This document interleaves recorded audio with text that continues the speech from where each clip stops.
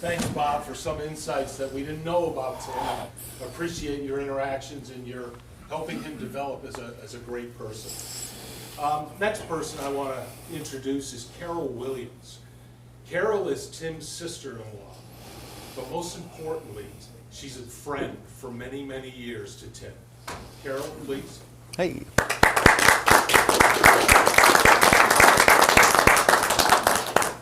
Well, thankfully what I have to say is really, really short. Tim has been in the family for 25 years or more. How long, Tim? Long enough. Long enough.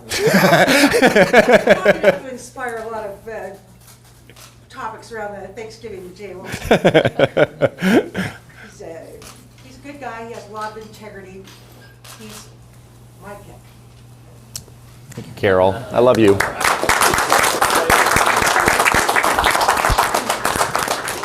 Thank you, Carol. Really appreciate that. And last, before we introduce the man of the hour, I'd like to say a few things myself. Again, my name is Sid. I'm from Snohomish. I met Tim. I've known Tim for about 10 or 15 years now. We've become good friends. Over those years, I've noticed and I've watched and he's demonstrated that he is a man of values, commitment, integrity, humility, most of all, courage. The question I had over these years, and probably many of you have said too, is, Tim, with all this influence, with all this notoriety, what stopped you from running for a position in our great state of Washington? With Tim's fair and reasonable approach to things that I've seen, it just seemed like a good fit that Tim would run for some office in the state of Washington, for us, for the people. Tim would like to take us on a journey. Now this journey is going to be difficult at times. It's going to have, like journeys that you've had, it's going to have roadblocks. It's going to have challenges. It's going to have dead ends. It's going to have speed bumps. From what I've seen and I've experienced, Tim is the person that could navigate us through this, with us, for us. Who will join me in Tim's journey, our journey? Who will join me? Who will join Tim in saying, I was there on February 12th, 2020, when Tim began this journey? Who will join me? Good. And who will join me on a journey for us, with Tim Eyman? Who will join me on that ultimate journey? One more time. Yes. Oh, there's some pressure. Ladies and gentlemen, give it up, Mr. Tim Eyman. There we go.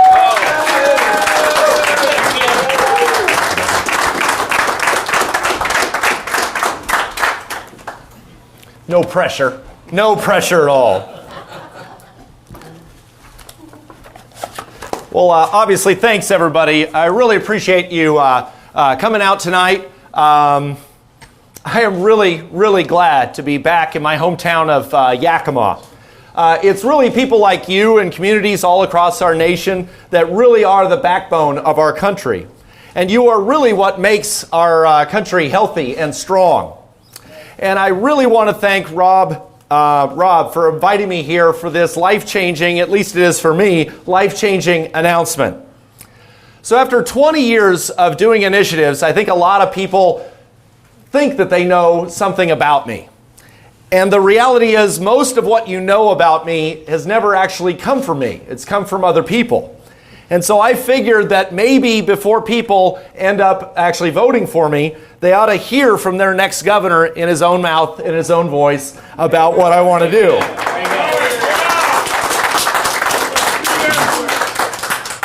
I was born and raised right here in Yakima, 71st and Tieton. During the first 18 years of my life, I had a great family, great friends, great teachers, and great mentors. I was surrounded by and inspired by amazing people with an extraordinary work ethic. It was and is an incredibly great place to grow up. I went to Wide Hollow Elementary. I then became a West Valley Panther, and then I became a West Valley Ram. And I'm joined by a lot of friends and family today. Heck, I come from such a big extended family that I think if I can get all the Eymans, Klingels, Erlockers, Emards, and all the other Modrells in all of Yakima, that I'm going to carry this county if I could just get them to vote for me.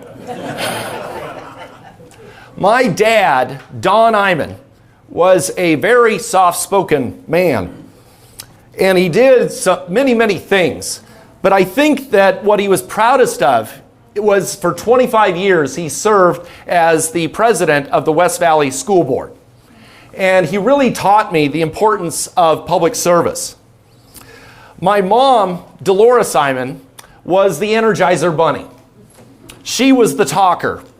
She was one of these women that could do absolutely anything, and she always did. And she taught me about hard work. And they're the ones who raised me and instilled in me Yakima's conservative values. That part of me is a result of that kind of nurture that I had. But it turns out that nature also ended up playing an extraordinary role in my life. As many of you know, my family has an odd, strange, beautiful tradition of adoption. My dad was adopted, I was adopted, and my 3 kids are adopted. And my mom and dad always told me that it was cool to be adopted. And they always encouraged me to try and, at some point, locate my birth parents and connect with them. And when I was in my mid-20s, that's exactly what I did, and I found both of them. And what do you know? Both of my birth parents ended up getting political science degrees from universities. So politics is literally in my blood. Now, in a sign that God has an incredibly good sense of humor, both of my birth parents are very liberal.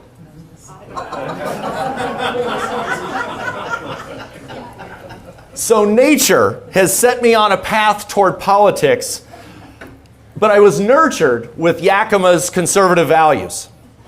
So it should really come as no surprise that I have come here today to formally declare my candidacy for governor.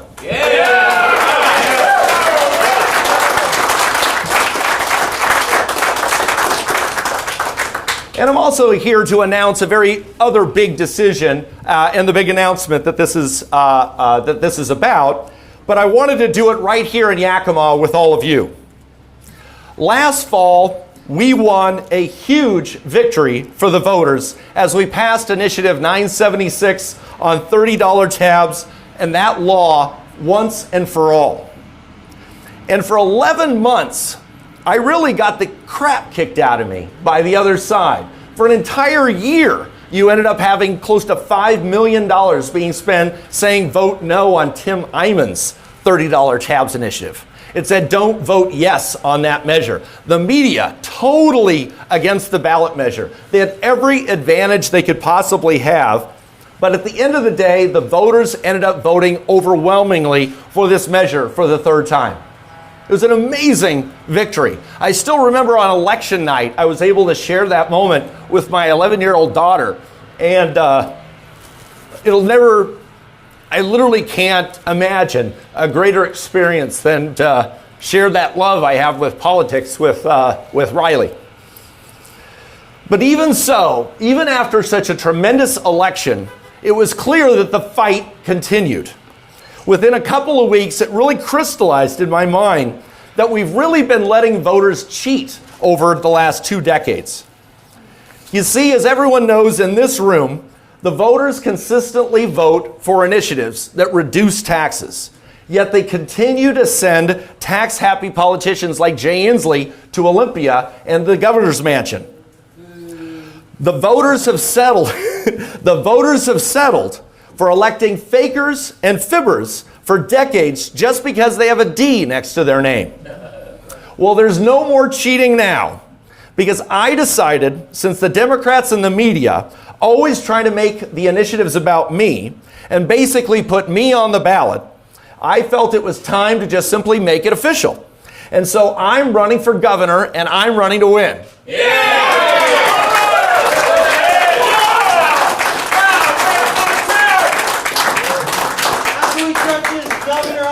And I truly believe that with your help, we can break the Democrat stranglehold on the governor's office once and for all.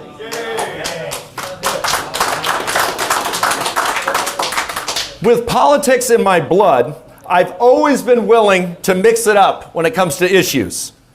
And you've seen me do some pretty goofy things over the years in Olympia, like once dressing up in a gorilla costume. But here's the reality.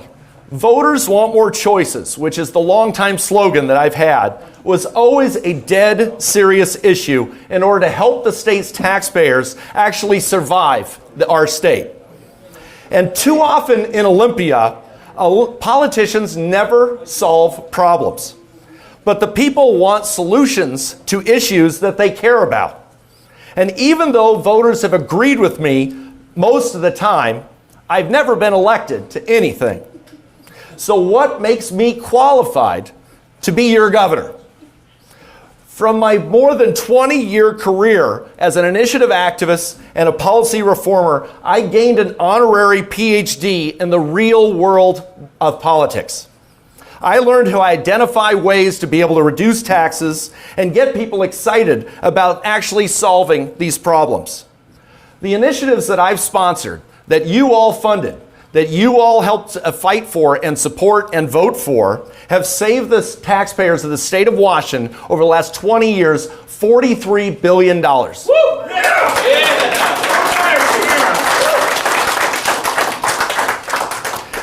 Every issue that I have proposed had nothing to do with party, no matter how much the media or the Democrats ended up trying to make it that. I always ask the voters to consider these issues on the merits and not to divide ourselves by party. And having that mindset and not considering sanity to actually be a partisan issue, I said I'd be an independent running for governor when I first announced. But in the last 6 weeks, I have heard from so many friends, so many supporters, so many people that have supported me and the initiatives we've done over the years, and almost all of them said the same thing. We want you to run as a Republican. We want you to announce that you're going to run as a Republican. All right.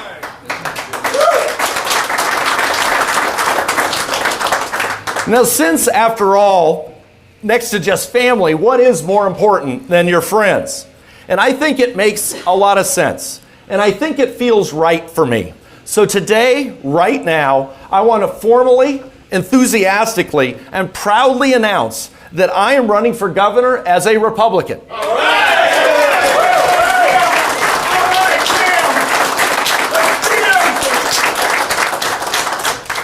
Now, while I've always been my own man, I've never been alone. You, the grassroots Republicans of the state of Washington, have always had my back. And I also think the Republican Party is actually better today than it's ever been. And that is really saying a lot, because ours is the party of women's suffrage. Our party ended slavery, ended Jim Crow, passed the Civil Rights Act, and numerous other social and political accomplishments. Yet for all the Democrats' talk on these matters, the Republican Party's commitment to equal opportunity is rock solid. The other party, not so much. Bunch of liars. Because what happened was, this last November, we have Jay Inslee and the Democrat Party, the supposed party of inclusion, think that there are too many Asians on college campuses. Too many Asians on college campuses. They actually were in favor of a measure that would say we need to decrease the number of Asians qualifying for our universities simply because of their skin color, simply because of their race. And it is simply obscene that they ended up doing that. The voters rejected that, but that is the value system that we're dealing with there. And fortunately, there were leaders in the Asian community, Con Q and Linda Yang, and other heroes in the Asian community that allowed us, the voters, to be able to vote on the same measure that the voters had approved 20 years ago, saying we want the government to simply treat everyone equally, and you shouldn't get extra points or negative points based on what group you belong to. Jay Inslee, unfortunately, is actually ignoring that vote and seeking to implement those policies despite the fact that the voters ended up voting for that now twice. And as governor, I will make sure that state and local governments and public universities and public schools and all of our public schools do not have different rules for different races. I really thought the days of Jim Crow were over, but not to Jay Inslee and the Democrats down in Olympia. And by the way, what does this have to do with $30 tabs? Not a thing. The reality is, as a candidate for office, I get to talk about anything. I get to talk about all sorts of issues, not just $30 tabs. And one of the things that I am so proud of is that the first initiative that I ever sponsored in the state of Washington said that we need to roll back affirmative action and make sure that the government treats all of us equally and not to have different rules for different races. And 50, there we go.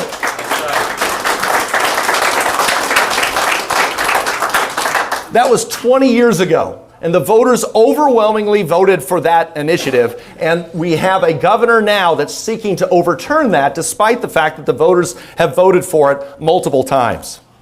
I was so incredibly pleased when the voters voted for that, and I am absolutely committed to upholding that voter decision.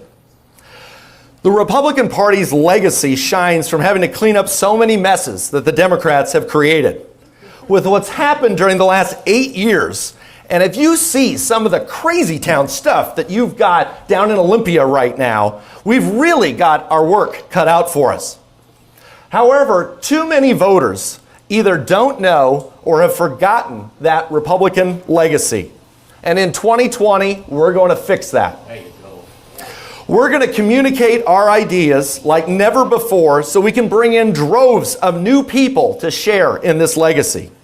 I am proud to represent the party of free enterprise, low taxes, small business, and even smaller government. The party of equal opportunity and fair elections. That's right, fair elections. The ones that aren't overturned by political judges and rogue politicians.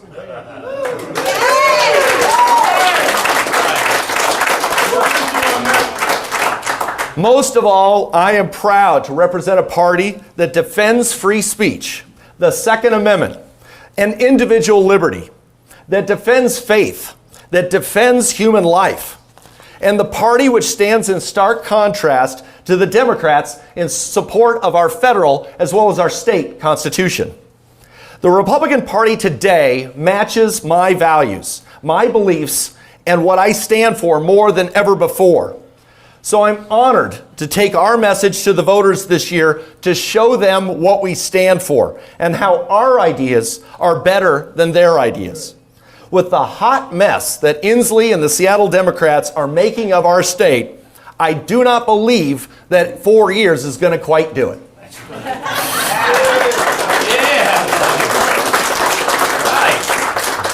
But I believe that it is not just Republicans. We are talking about independents and Democrats. They are begging for an emergency crew that will listen to them and clean up these many messes. I really believe that we are in the middle of an incredible paradigm shift in this country. I've watched this change develop over my career in public policy, and it really culminated with President Trump's election. On one side, you have one party that really loves this country, and they realize that it is not the government that makes America great.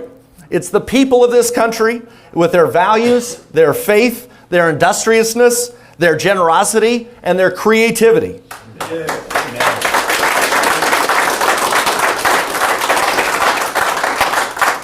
And the other side, though, you seem to have people who find books by Karl Marx more impressive than our Constitution. They want to re-engineer our society, rewrite our history, and divide us by skin color, by gender, and by income. They want to put the tax man in your wallet and a bureaucrat on your front lawn, and make your God-given individual liberty something doled out at their discretion. Every year, Seattle and Olympia proposes some loony experiment. And I do not want to experiment with our communities, our schools, our businesses, or our roads. Because there's one formula that has always worked and always will, and that is to keep taxes low and keep regulations to an absolute minimum. That's right.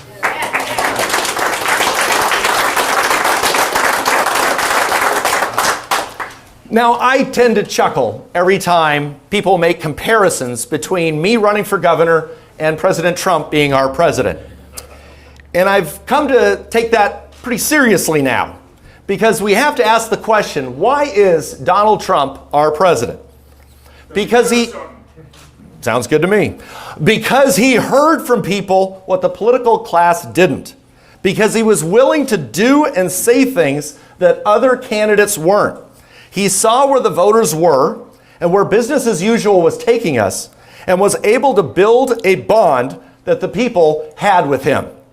Now, being a billionaire and a household name probably didn't hurt, but I think that that's not why he won.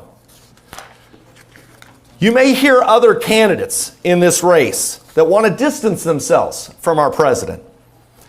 And I get that. We talk to each other a certain way here in the Northwest. And just because Trump is a brusque New Yorker who may speak a little differently than some Washingtonians are used to, that's no good reason for me to distance myself from the biggest boom economy in America's modern history.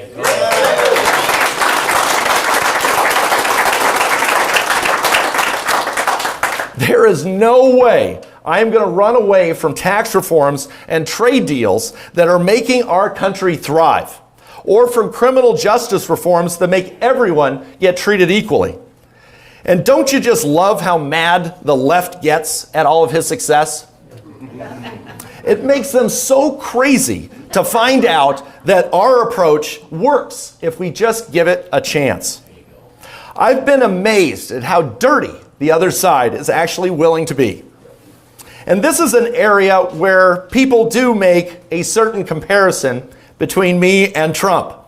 Because the reality is, if you beat them, they will make it personal and they will get nasty. They want to take down your team.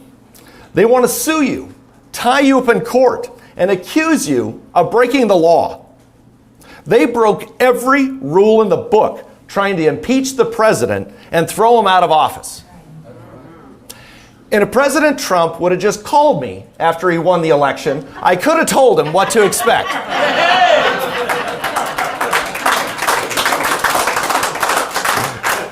Because for more than 20 years, that's exactly what's been happening to me.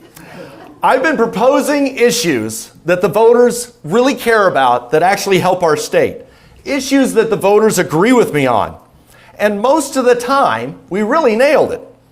And the Democrats always hated it. To the left, I am the most hated man in Washington State.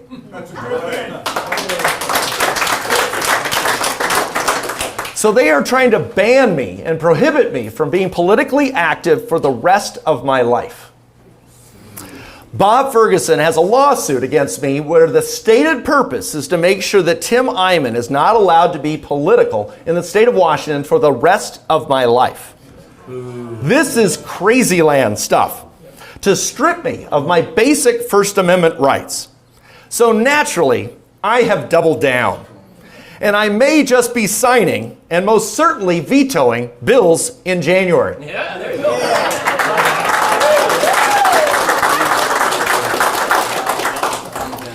So if you elect me governor, what will I do? First of all, while the damage done by 40 years of one-party rule will take more than 4 years to fix, as governor, I would put a stop to it right away. For instance, it's absolutely time to put an end to the homeless industrial complex. The surge of people suffering on our streets under Inslee's watch is absolutely shameful. If it were just the homeless, that would be bad enough. His party's policies increasing homelessness are also destroying families and fueling an addiction epidemic. The cost to our communities is simply unbearable, and the human cost is incalculable. Even worse, the forgotten victims of these poverty-spreading policies are the residents, workers, and small business owners in communities throughout this state. These people are forced to encounter dangerous, unsanitary, and unsafe conditions on a daily basis. And Inslee says that you all need to pay higher taxes for it, just for the privilege. By Seattle hamstringing law enforcement and encouraging drug abuse, they not only grow the crisis, but they also export it to other parts of the state. Seattle leftists say housing costs are the cause of the problem. And what's their solution? They're pushing taxes on jobs, on our largest employers. They're pushing failed 20th century rent control ideas. Then they blow taxpayer money in order to be able to help the homeless on parties with transgender strippers. It's in the newspapers. Crazy. Meanwhile, in Olympia, Inslee has allowed the state mental hospital to fail. The result of that is Seattle's homeless and drug addiction epidemics are making national headlines and spreading to towns all over Washington. Making matters worse, Inslee and his party are following San Francisco's lead and are legalizing crime and lawlessness. And adding insult to injury, they are waging an all-out war on the Second Amendment. So let me see if I get this straight. They make our streets more dangerous. They tell the police that they cannot protect us. And then they take away our right to actually defend ourselves. Doesn't sound like that great a deal to me. Nope.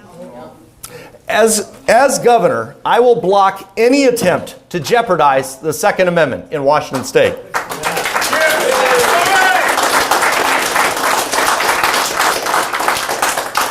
Because we do not want to give violent criminals the upper hand in our communities. And here's another bad deal. Our state has one of the highest gas taxes in the nation, yet we have the worst roads in the country. And it is an absolute embarrassment. And Jay Inslee calls these embarrassments accomplishments. Democrats have been given nearly 40 years to implement their vision. But they have taken the people for granted and betrayed our trust every chance they got. They prefer ludicrous, crazy ideas rooted in far-left ideology over common sense, affordable solutions. Literally take your pick of issues where Inslee has failed us. Education, gun rights, free speech, homelessness, roads, transit, small business, and yes, the environment. They seriously want to tear down the dams so they can save a couple of fish. You can't really make this stuff up. Now, independents and many Democrats are looking around for real leadership because what they're seeing happening right now in our state is something that doesn't look quite right to them. They're looking at the Democrat Party and saying, this is not what I signed up for. Today's Democratic Party is not the Democratic Party of the past. It is now wholly controlled by the leftist ideologies and has left us a huge mess that we need to clean up. And as governor, I want to start disinfecting Olympia on day one.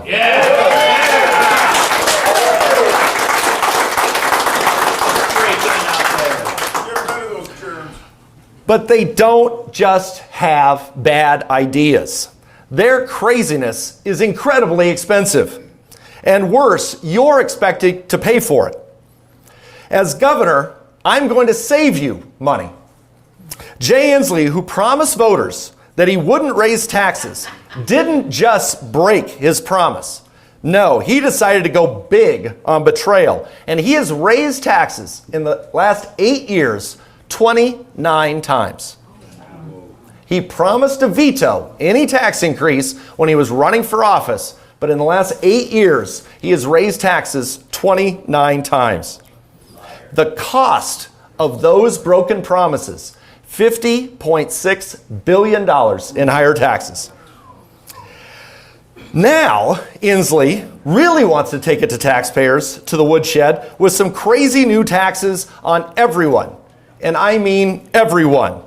He wants to tax you for every mile you drive, which is brutally unfair to the people of Yakima and everyone on the east side of the state that must have a vehicle to drive in order to be able to get to work.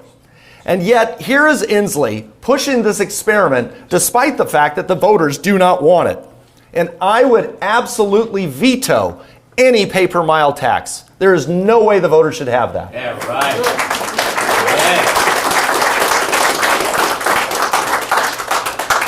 Inslee's obsession with raising taxes has also got us looking down the barrel of a gun of an income tax.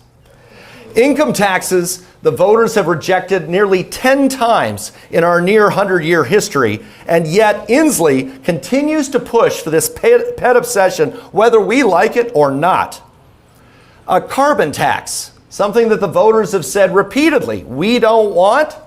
Inslee's pushing for a carbon tax that would lead to more corruption than our state has ever seen. I can't imagine anything that I would veto faster than that. And of course, if you elect me governor, one way or another, you are paying $30 for car tabs and not a penny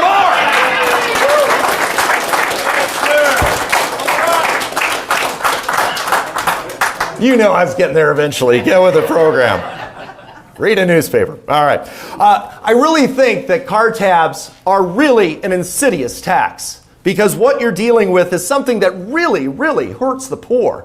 Whenever I would go out to fairs with my daughter and collecting signatures, I was struck by how many people would come up to me and say, my car tabs went through the roof. I can barely survive. And I have in my mind $300, $500, $800. And these people say, I'm paying $120 for a 1977 Chevy. And what you people forget, and what the left seems to forget, and what Inslee forgets, is that at their income level, that $120, that $150 is a tremendous burden. And they just laugh it off and saying, well, it's just one less dinner out with me and my colleagues and my lobbyists. For regular taxpayers, this is real money. And they just don't seem to have any sympathy for that average taxpayer that's really struggling. They affect everybody, including the poorest among us. And I think that it is simply unconscionable when voters that are barely making ends meet and simply want $30 tabs that Inslee, Ferguson, and Seattle fight them tooth and nail. And by the way, what was the first bill that the legislature passed this legislative session? A tax increase. They just did it last week. And what did our fine governor decide to do with that bill? He signed it. That makes 30. 30 different tax increases over 8 years. Your choice, 30 tax increases or $30 tabs. I like that choice. Yes. I've always believed that the average taxpayer is the least represented individual in our government.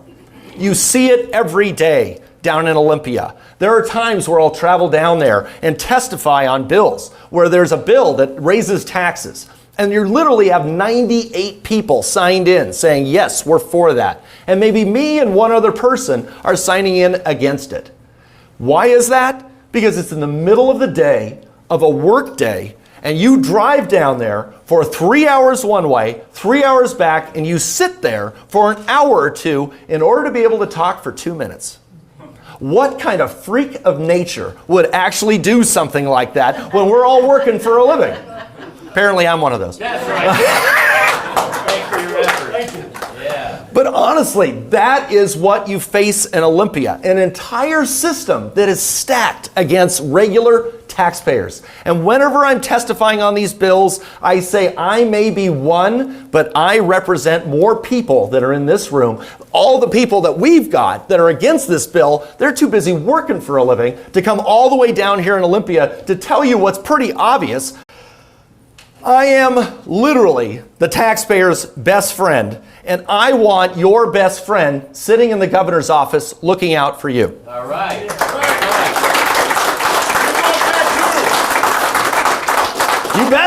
You better want that. No, as governor, not only would I move Washington in a different direction, but people will finally have a governor that's listening to them. No issue demonstrates Democrats' contempt for voters more than $30 tabs.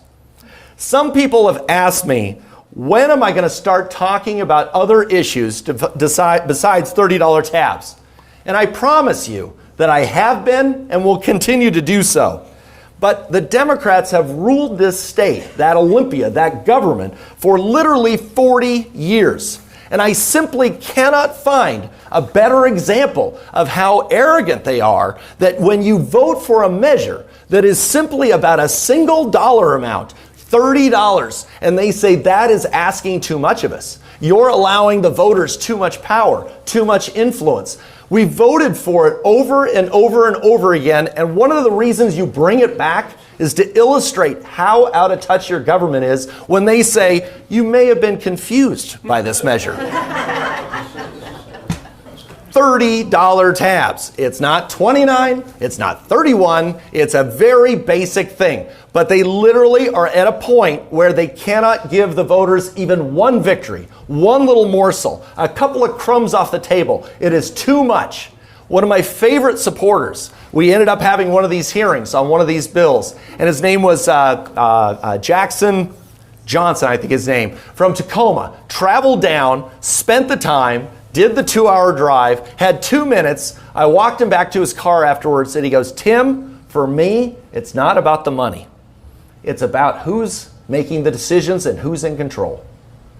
And it was so moving to me, because you think about that. It is not the money. It is not the fact that you're paying more than $30 and paying $80 or $100 or $150. It's the fact that they're supposed to be representing us. Right. We've made a decision.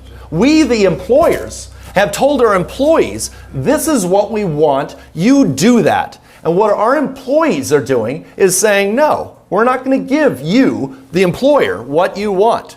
And that arrogance, that is so galling to me, and something that just drives me crazy, that really drives me in order to be able to run for this office. And it really does boil down to my number one priority as governor. I am running for governor because politicians like Jay Inslee and Seattle Democrats don't even pretend to listen to us anymore. And if you elect me this November, you will finally have a governor who will listen to you and respect the will of the people. Amen.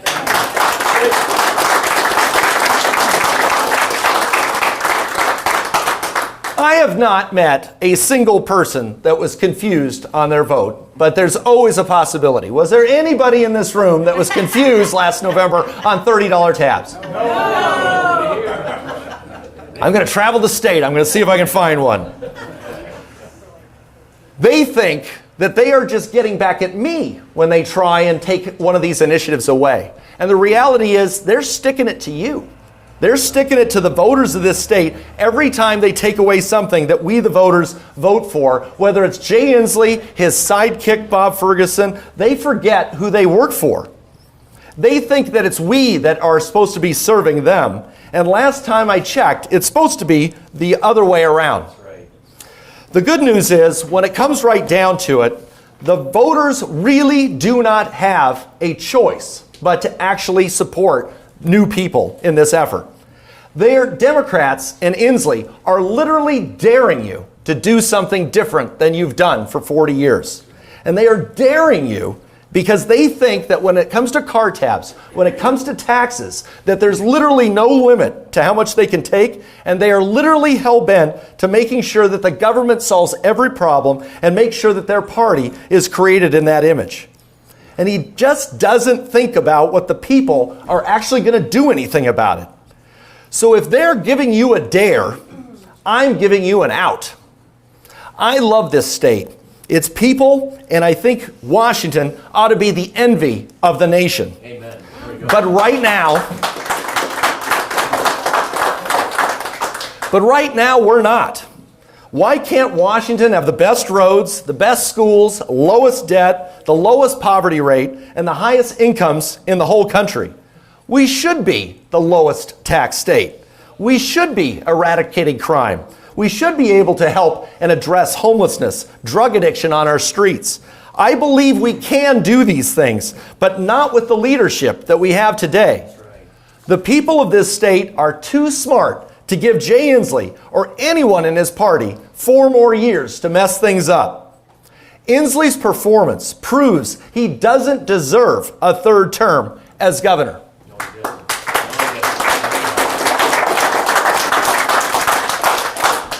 For over 20 years, I have fought to give voters a choice. I have fought for the voters to have a voice. While the current governor can hear you, he is not actually listening to you. And I have defended the taxpayers like no one else. And I have helped with all of our initiatives be able to save the taxpayers $43 billion, and I promise to veto any tax increase that ever comes across my desk from any legislature, regardless of which party controls it. All right. We seem to have a Seattle legislature, a Seattle governor, a Seattle Supreme Court, and I think we ought to have at least one branch of government that's representing everybody else. So today I ask you to support me as your next governor of the state of Washington. I ask you to join this campaign to give voters a chance to turn back from the madness and toward a brighter future. If you do, and I assure you with all my heart, I will do everything I can to make sure that Washington is the pride of our nation. So thank you very, very much.